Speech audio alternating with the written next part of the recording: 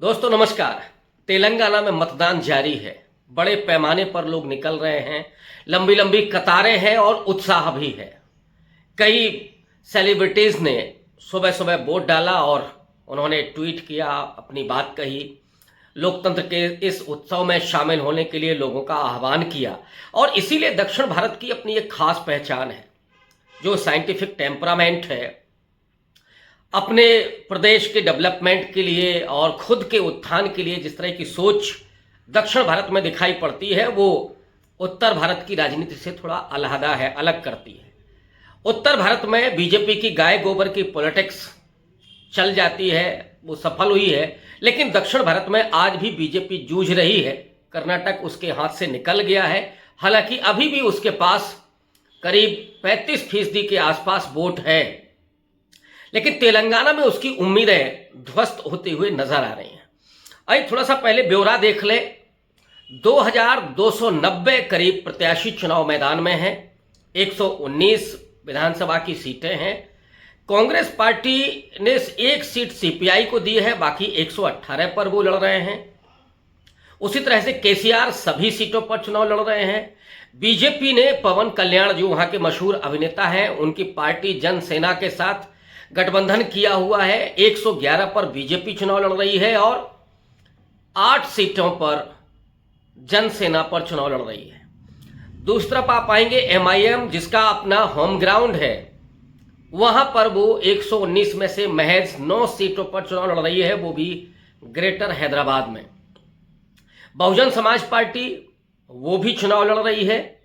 इस तरह से अगर आप देखिए तो एक गहरी पेशबंदी हर राजनीतिक दल के द्वारा, क्योंकि तेलंगाना के चुनाव के बाद, आज के मतदान के बाद और जब 3 तारीख को नतीजे आएंगे तो महज 6 महीने का वक्त बाकी होगा लोकसभा चुनाव में, और फिर सारा नजरिया लोकसभा चुनाव के लिए हर पार्टी का दिखाई पड़ेगा। हालांकि इन 5 राज्यों ने भी बहुत कुछ गति और दिशा को स्पष्ट कर दिया है, और इसीलिए तेलंगाना हो, राजस्थान हो या मध्य प्रदेश, छत्तीसगढ़ हो, वहां पर कांग्रेस और भारतीय जनता पार्टी का राष्ट्रीय नेतृत्व बहुत मजबूती के साथ कैंपेन करते हुए दिखाई दिया।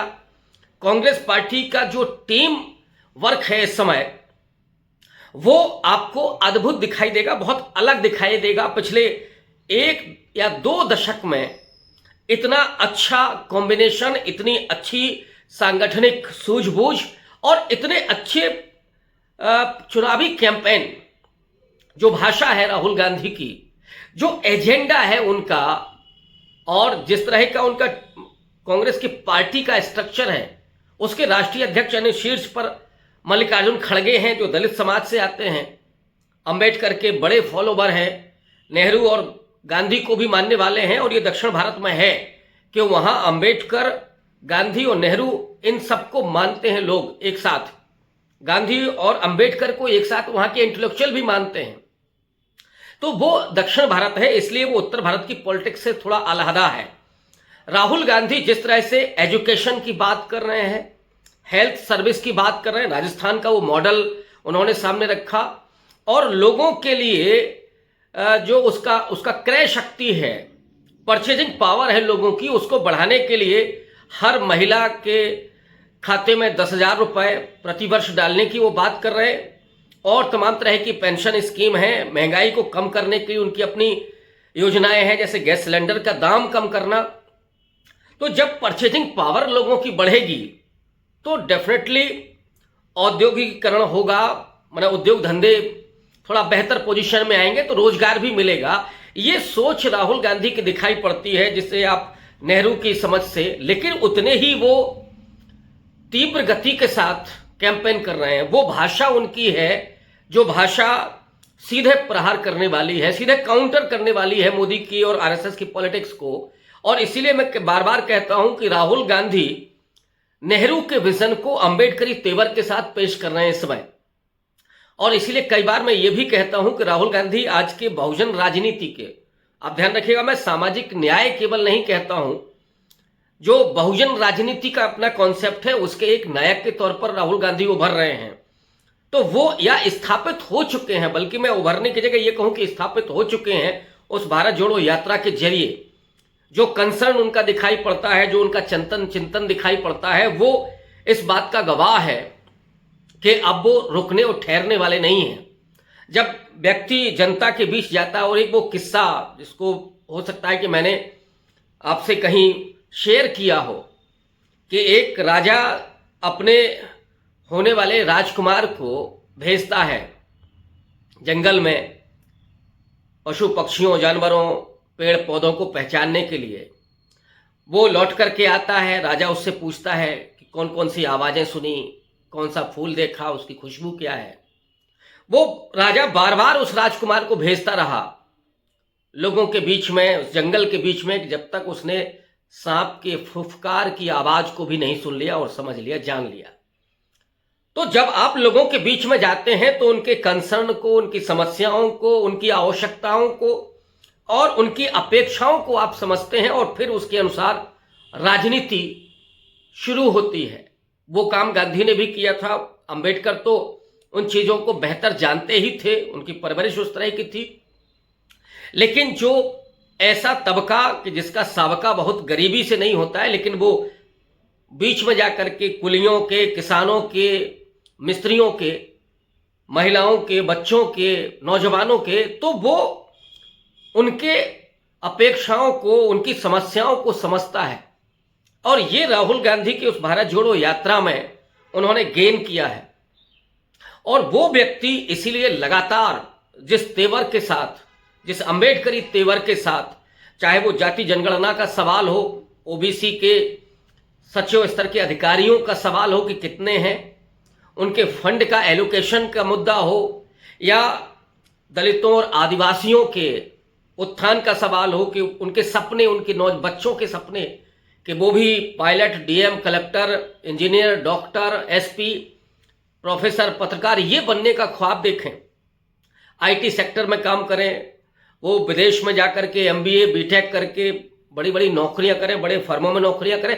ये सपना राहुल गांधी दिखा रहे हैं, और ये तभी होता है जब आप लोगों के बीच में जाते हैं। वरना 15-16 हज़ार करोड़ के हवाई जहाज में बैठ करके और दिन में 3 बार ड्रेस बदल करके आप सिर्फ जुमलेबाजी कर सकते हैं, आप सिर्फ लफ्फाजी कर सकते हैं, लोगों की भावनाओं से तो खेल सकते हैं, लेकिन लोगों के कंसर्न को, लोगों की समस्याओं को एड्रेस नहीं कर सकते। तब आपको नहीं फर्क पड़ता कि महंगाई की वजह से लोग कितने परेशान हैं, तब आपको फर्क नहीं पड़ता कि उस बेकारी की वजह से लोग कितने सड़क पर हैं, तब आपको यह भी फर्क नहीं पड़ता कि कोरोना में लोग मर रहे हैं और आप खामोश हैं, या वो महिला पहलवान वहीं नाक के नीचे बैठे हुए हैं, लेकिन आपको कोई समस्या नहीं होती, आपके कानों तक वो शब्द नहीं पहुंचते, किसानों की आंदोलन की गूंज भी नहीं पहुंचती, जबकि 750 किसानों की आत्महत्या, उनकी शहादत हुई। तो वो और लाखों किसानों की आत्महत्या की बात भी आप तक नहीं पहुंचती, क्योंकि आपके मस्तिष्क में सिर्फ जुमलेबाजी, लफ्फाजी, भावनाओं से खेलने का इल्म होता है, और वही आपकी इच्छा होती है। आप सिर्फ वर्चस्व की राजनीति करना चाहते हैं, सत्ता परख राजनीति करना चाहते हैं, और अपने तमाम संस्थानों के जरिए, तमाम एजेंसियों के जरिए विपक्ष ही नहीं, नागरिक समाज पर भी अटैक करते हैं, लोगों को बेजुबान बनाते हैं, और कमजोरों को और ज्यादा मजलूम कर देते हैं, दलितों, पिछड़ों और आदिवासियों को, महिलाओं को और ज्यादा बुरी हालत में पहुंचा देते हैं। किसानों को आप इतना कमजोर कर देते हैं कि वो अपनी जमीन बेचने के लिए मजबूर हो जाएं। तो ये हालात वो व्यक्ति करता है जो सिर्फ सत्ता की राजनीति करता हो, जिसके केंद्र में कोई अडानी हो। लेकिन राहुल गांधी वो शख्स हैं जिनके मस्तिष्क में, जिनके दिल में भारत माता की जय के नारे में वे लोग हैं, be the people of India, जो मैसेजिंग है कॉन्स्टिट्यूशन की। तो वो व्यक्ति लोगों के बीच जाता है, और इस देश के लोगों के विवेक को मैं सैल्यूट करता हूं बार बार।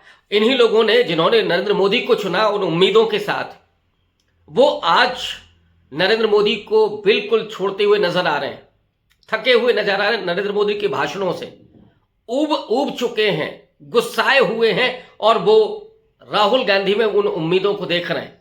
तो राहुल गांधी जिस तरह से आउटरीच कर रहे हैं, लोगों को कनेक्ट कर रहे हैं, और वो कनेक्शन, वो उम्मीदों का केंद्र बनना राहुल गांधी के लिए वही दिखाता है इन लंबी लंबी कतारों में और मतदाताओं के उस उत्साह में, रुझान में। चुनाव होते होते, मतदान होते होते तेलंगाना में आप पाएंगे कि लगभग डिसाइड हो गया है कि चुनाव किधर जा रहा है। राहुल गांधी ने अपने उस पूरे कैंपेन के जरिए, अपने भाषणों के जरिए उन्होंने तेलंगाना को एक नई शक्ल दे दी है, एक नया निजाम उसके लिए तैयार कर दिया है, और लोग कतारों में कांग्रेस की तरफ मुड़ते हुए दिखाई पड़ रहे हैं। लेकिन 3 तारीख को नतीजे आएंगे, तब तय होगा कि वास्तव में क्या हुआ। हम लोग यहां बैठ करके उन धाराओं को केवल देख रहे हैं, उन लहरों को केवल गिन रहे हैं, महसूस कर रहे हैं और उसी का विश्लेषण कर रहे हैं। बहुत शुक्रिया। अगर मेरा विश्लेषण आपको पसंद आता है तो सब्सक्राइब जरूर करें और लाइक करें, शेयर करें। Thank you.